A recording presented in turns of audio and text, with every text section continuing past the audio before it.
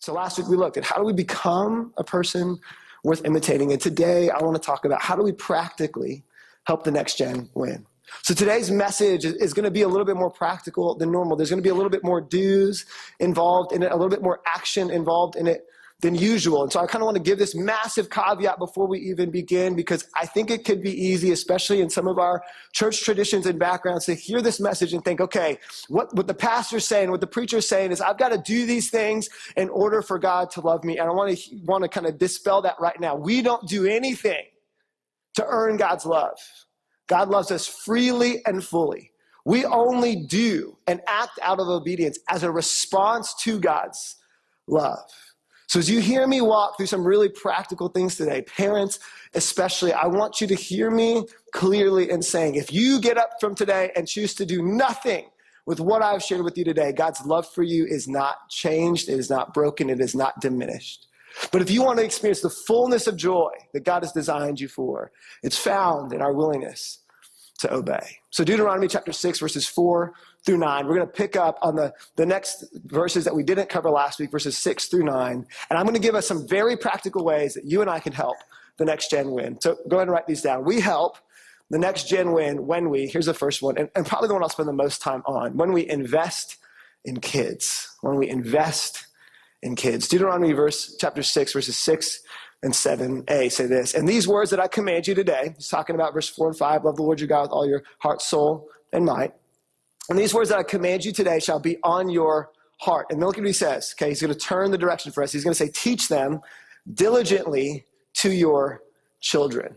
So if you remember from last week, Moses is giving kind of his last words before he ends up leaving and the new leadership moves into the new land. It's a new generation. He wants to help the next gen win. He wants to give them the most important information he can give them so that they can be successful in their new season. And he says, here's the deal. If you want to see success, if you want to see flourishing in your life and in the lives of your kids and the future generations, here's what you've got to do. You've got to love the Lord your God with all your heart, with all your soul, and with all your might. Listen to God's voice and love him with all you've got. And then turn around and teach that diligently with everything you've got consistently to your children. So here's the weighty thing. We are teaching kids whether we realize it or not. Did you know that? Like, I figure this out all the time, right? My kids, by virtue of the fact that they're around me, they begin to take on some of the things that I'm passionate about. Like my 2-year-old Jackson, right? He loves balls. He loves playing with soccer balls and basketballs and footballs. The kid is like my hero in so many ways because he will not watch cartoons, okay? He's not a fan of cartoons. But if I download live sports onto like his iPad or something like that, he will watch those. Is that not an incredible thing? I'm raising a prodigy, all right? The problem is his parents were like 5'5" and 5'2". Jackson is the kid that we adopted, so I'm going to turn him into a jockey or something. I don't know what his future is going to be, but the kid loves sports. And here's the deal, right? He's 2 years old, and every time he sees a Florida Gator like emblem, he yells, "Go Gators!" Yeah. Raise a child in the way they ought to go, and they will not depart from it. Right? That's the scriptures.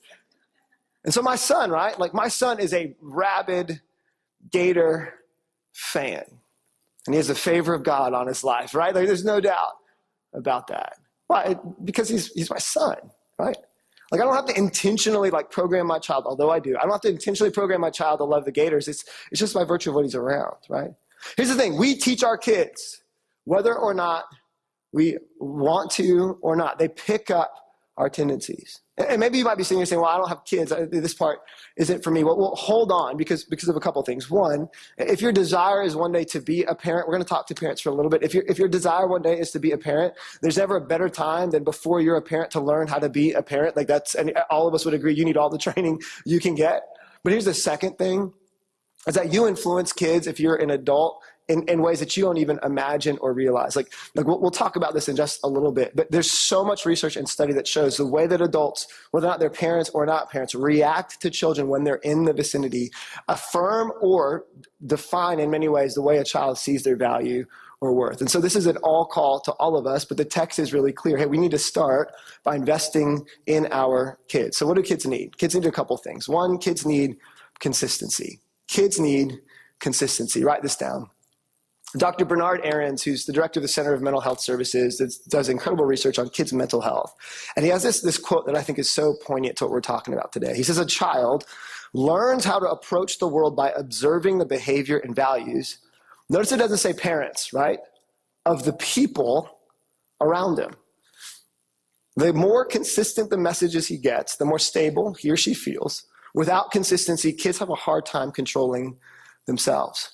One of the reasons why we value so much having Kid City teachers that don't rotate every single Sunday, although I'm sure that would be a value for other people, is we believe it's really important for kids to have a consistent teacher. Now, there's something valuable about these teachers who serve in Kid City in our kids ministry, who are there week in, week out, that can check up on kids. It's why we ask our teachers to take a break in the summer, but we ask them to lead consistently during the course of the school year. Kids need consistency, not just from their parents, but from everyone.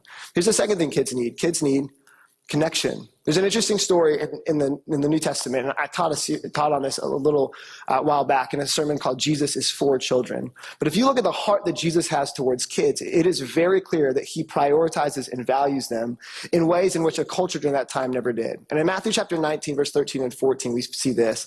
Then children were brought to him that he may lay his hands on them and pray. And the disciples, look at this, the Christians, right? The followers of Jesus, the adults, the important people, rebuked the people. But Jesus said, let the little children come to me and do not hinder them, for to such belongs the kingdom of heaven. Jesus has always valued and prioritized children. When we see the life of Jesus, we're seeing the heart of God.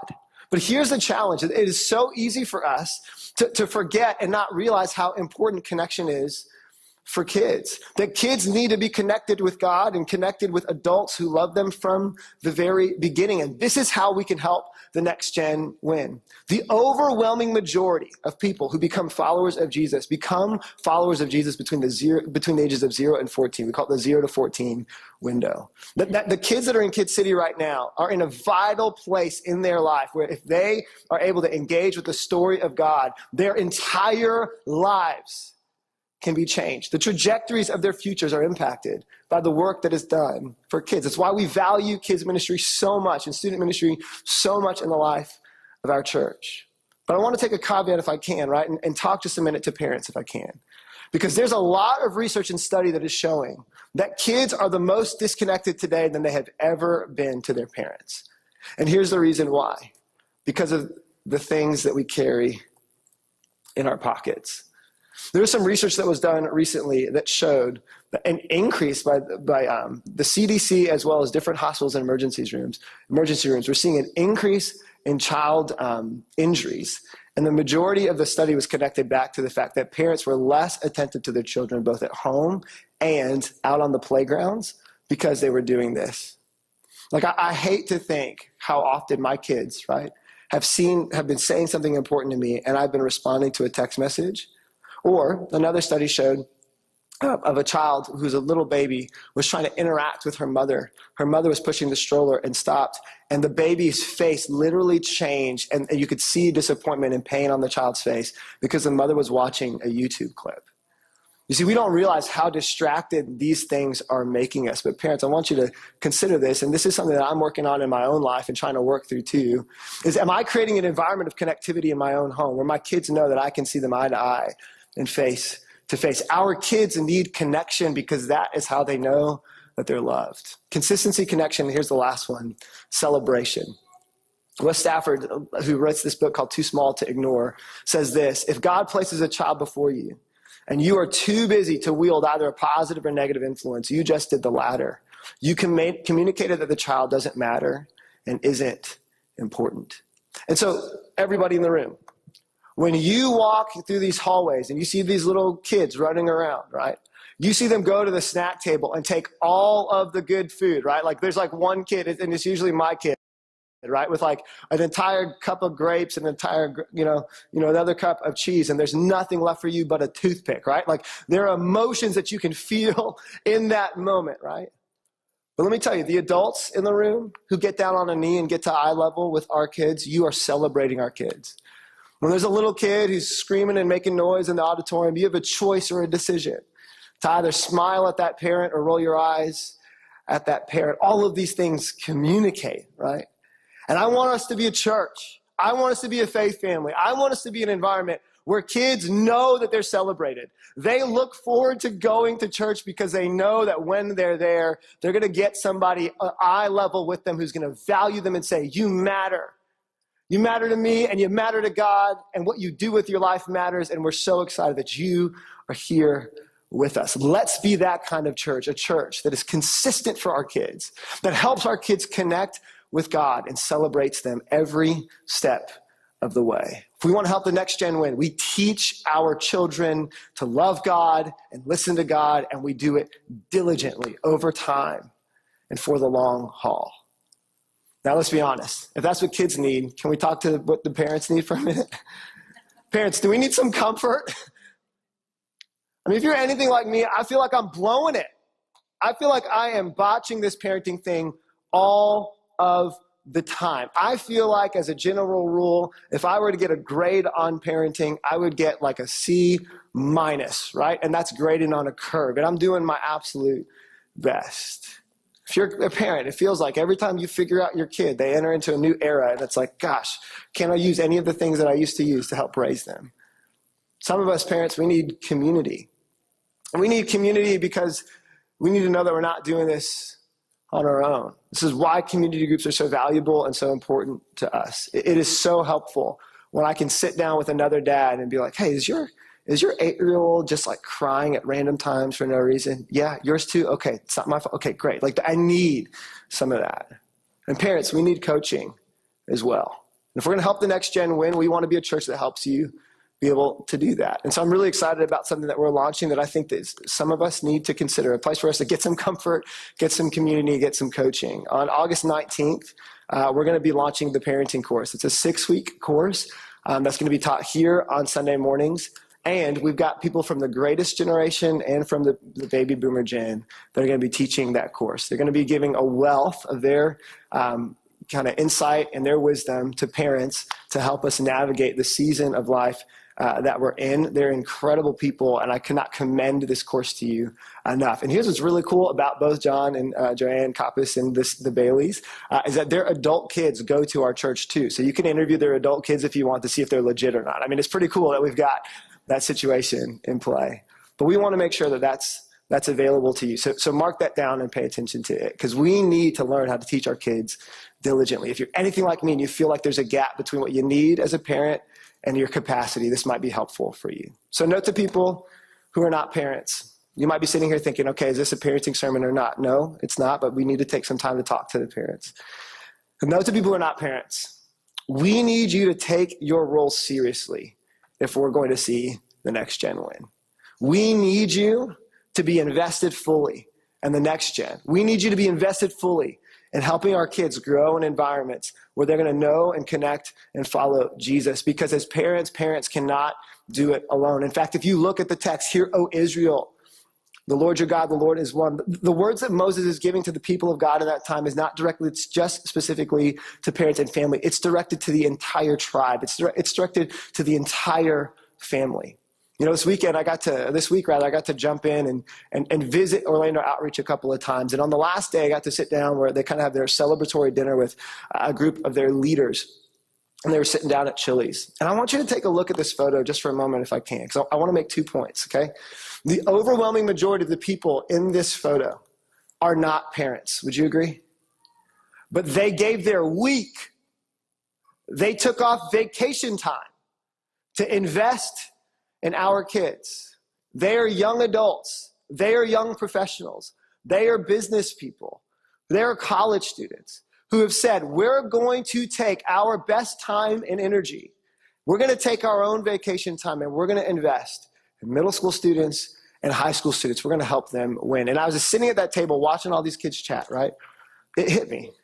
Who's investing in them? Who are the people that are engaging in them?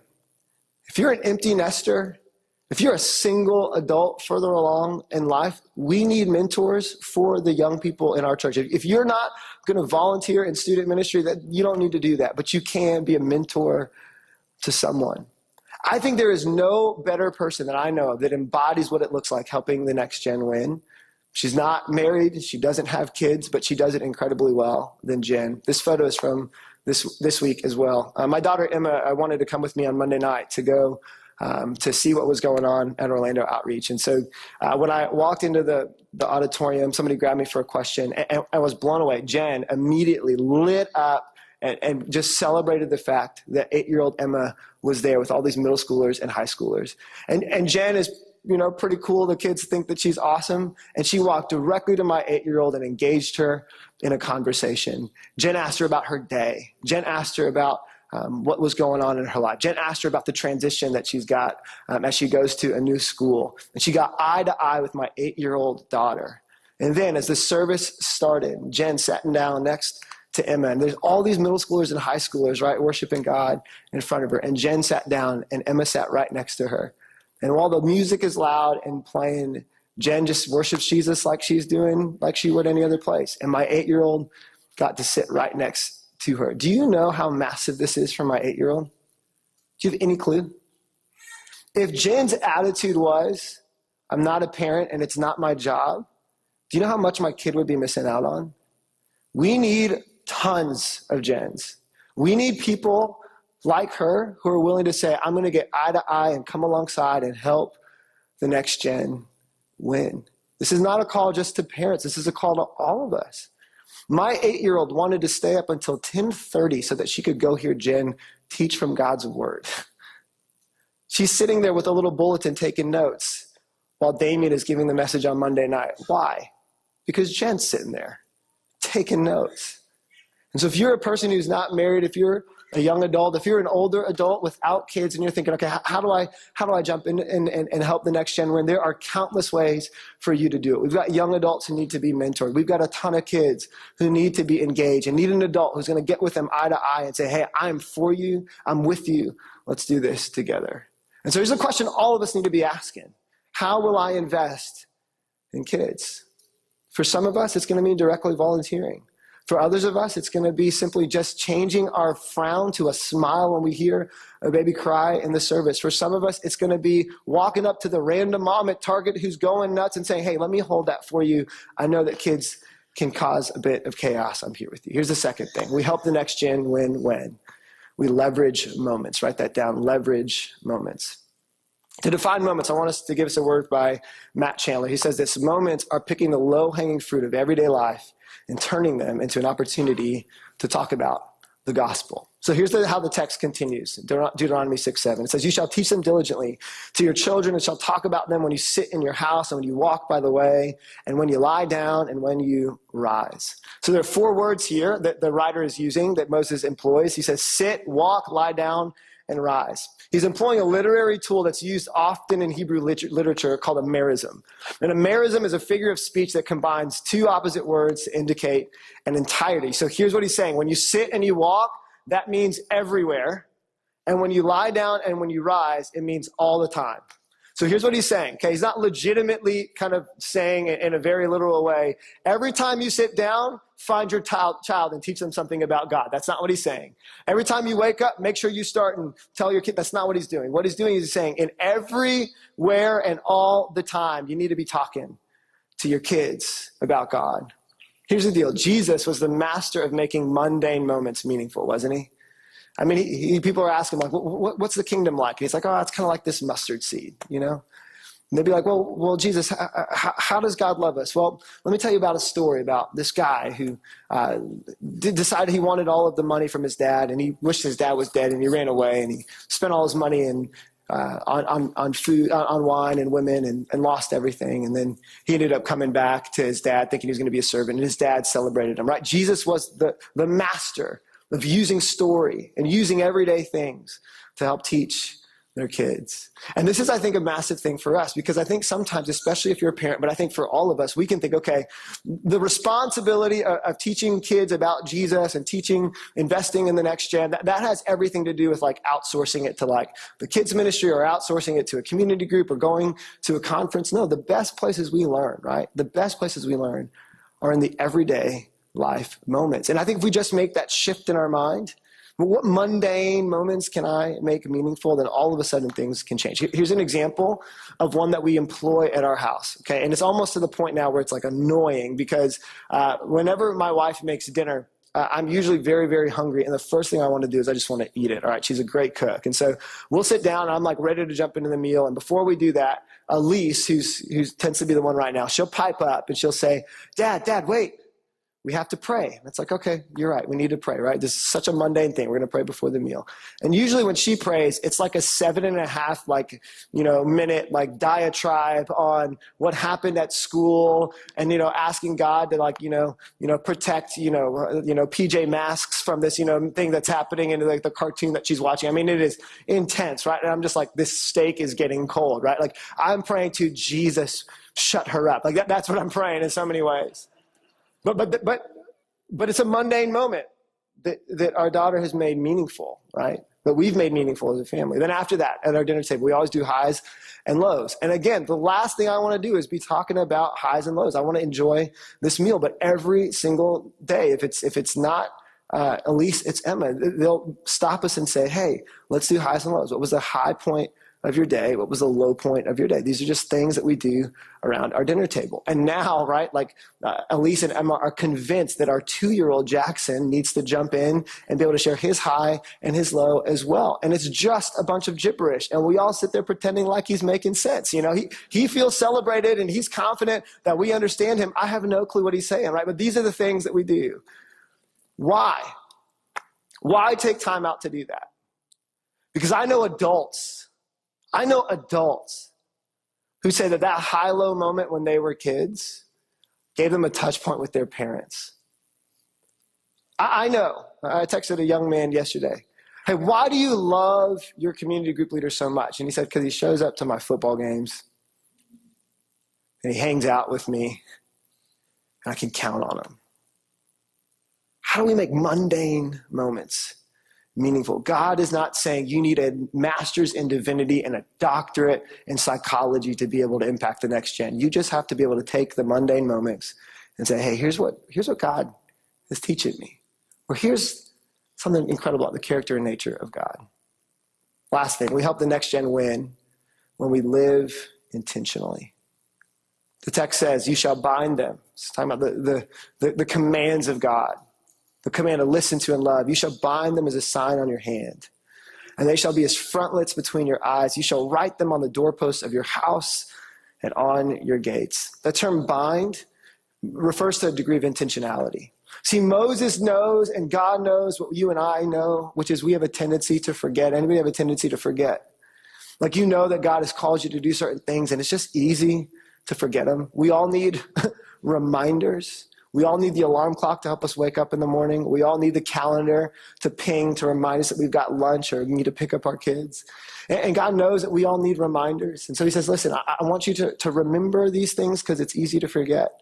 So the concept of binding is a very intentional step that a person would take. In the first century, or prior to the first century even, in Hebrew culture, it would be very common for them to wrap things around their hand to simply remind them of the text that you should love the Lord your God with all your soul, with all your heart, and with all your strength. And so be as frontlets as your eyes. They literally used to take the Shema, this scripture that we've been quoting, Deuteronomy 6. They would write it and roll it up and put it in a little box, and they would wrap it as a frontlet. And it would literally sit right here in front of their face. It was a thing that they would add. And so these terms, hand, eyes, homes, and gates, they're not just metaphors or terms. They're actually referring to spaces and environments where God says, hey, I want you to bring me into these spaces. I want you to acknowledge that I'm in these places. With our hands, God wants us to use our hands, to live in a way that with activity that honors him. With our eyes, the things that we think as well. That's talking about our personal life. God wants us to walk with him closely personally. That we need to make intentional steps to grow in our personal walk with God. And then with homes and gates, we're referring to private life and public life. And that's relationally, right? That we live around and in the context of community. And this walk that we're on, this journey that we're on spiritually isn't just for us, but it's for the people around us. And I love how Andy Stanley puts it. He says, our decisions, not our intentions, determine our destination. How many of you have the intention to get up and work out and you don't do it? Anybody? Yeah, okay, yeah, great, I have the intention to run a marathon in January. My wife signed us up for the Disney marathon. Yeah. I've never run further than 3 miles in my life, everybody. So we're going to see how that goes. I've had the intention to run all week. You know how many times I've run? 3 times. To the fridge to get some food and back to the couch. That is it. Like, I have not gone on a run yet.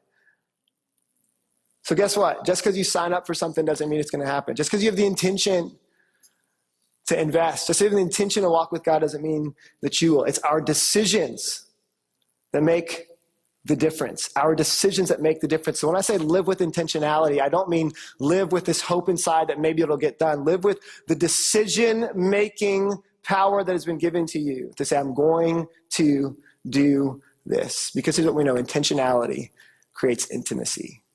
Intentionality creates intimacy. I go on a date every single week with my wife. Every Thursday, we go on a date night. And sometimes that date night is simply running over to grab, some drinks at Starbucks and to, play a game, or it could be to go use our movie pass and go watch a movie, or go to Chipotle and share a bowl. But we try to spend one night a week where it's just the two of us. Can I confess something to you? Some of those nights, some of those dates are just incredibly, incredibly like static and stale.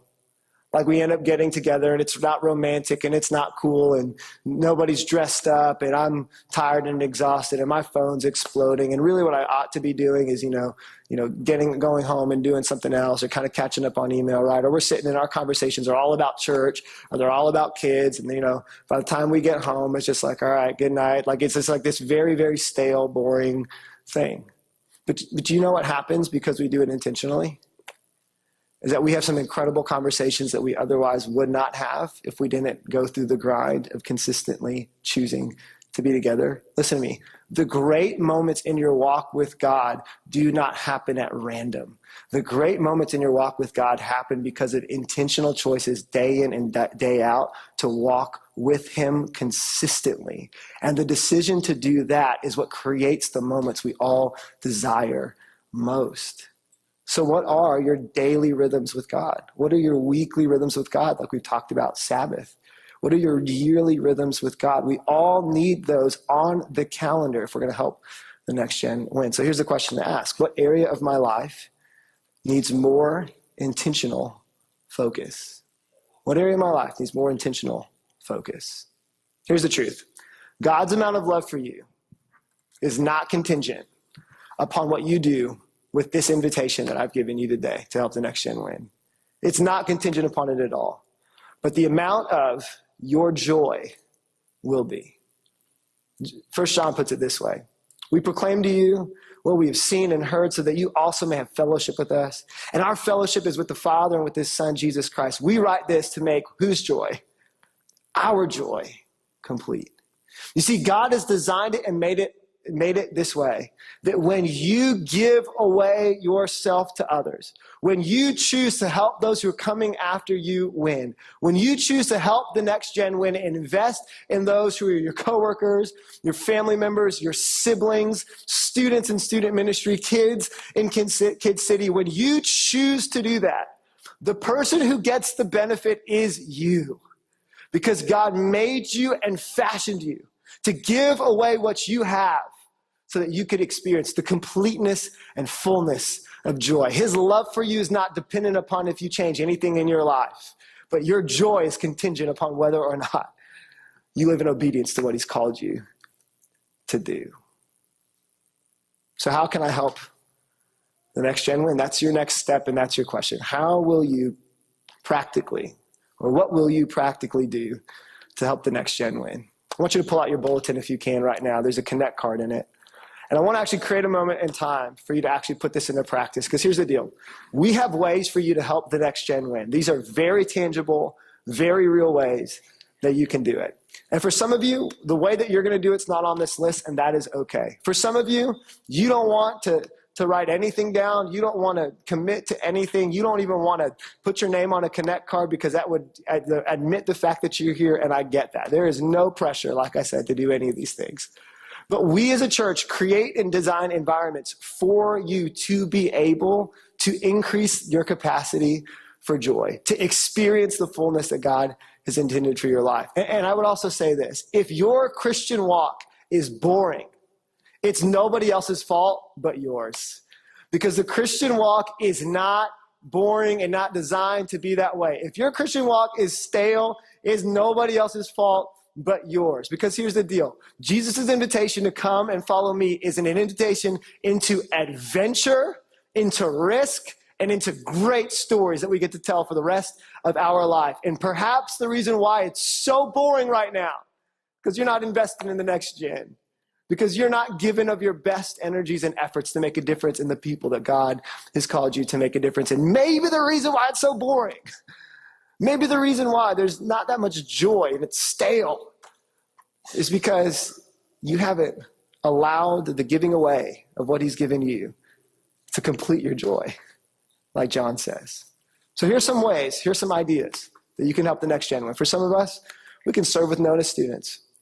We're launching that ministry here in 2 weeks, and we're so excited about what God is going to do there. And we've got a great group of volunteers already. So this isn't because we need more people and this is a desperate plea. This is really about you. If you want to have some fun and engage with teenagers and make a difference in their life, would you serve with notice students? Serve with Kid City. Join a community group. For some of you, the reality is what you need to do is you need to get into community, because what you need is to be in an environment where there are people that are going to invest in your life so you can invest in theirs. And perhaps that's your greatest contribution in helping the next gen win. Join a community group. Make the decision now to say, we're going to prioritize that this fall. For some of us, it's taking the parenting course. We have come to the edge and we do not know what to do with our kids. And you need to make the commitment to be here, not only for a service on Sunday morning, but to stay as well, to be a part of that course. For many of us, in fact, I would say this is the majority of us, it's becoming a mentor to someone. For some of us, your investment is not going to be in teens and kids, but your investment is going to be in the people that are investing in teens and kids, and we need people to do that. And for some of you, it's actually to begin foster care and adoption. Some of you single folks say that you'll start your family when you get married. And I just want to say something to you. There are kids, if you have the call and the heart to be a parent, there are kids who need you now. You don't have to wait. For others of us, God's called us to foster care and adoption, but we know it's going to come at a high cost. It is a cost to adopt. It is a cost to be a foster parent. It is going to make your house more chaotic than it was before, trust me. But the last time I checked, my convenience should never come before the opportunity to help a kid who needs a home. And adoption and foster care is not for everybody. But if you've been on the fence about it, if you need to have that conversation, I would encourage you to take a courageous step and maybe have a conversation with an adoptive family or with a foster care family in our church and say, hey, what is it like and what would my next step be? For some of you, it's just simply praying about it. But our church will continue to beat this drum because we think it's valuable and important in our day and in our era. So, will we be a church that helps the next gen? Well, I believe we will be. And here's my hope for every single person in our church.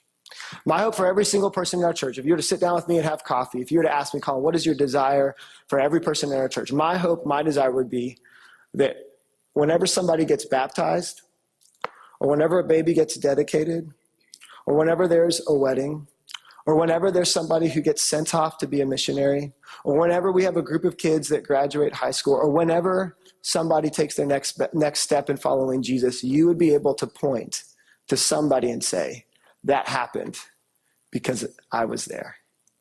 I was a part of that. I want every single person in our church to be able to see someone take their next step following Jesus and know that they were a part of it.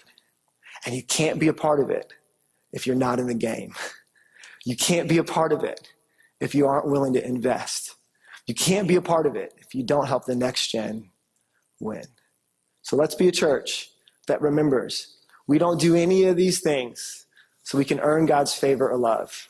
We do these things because we already have it. Let's pray.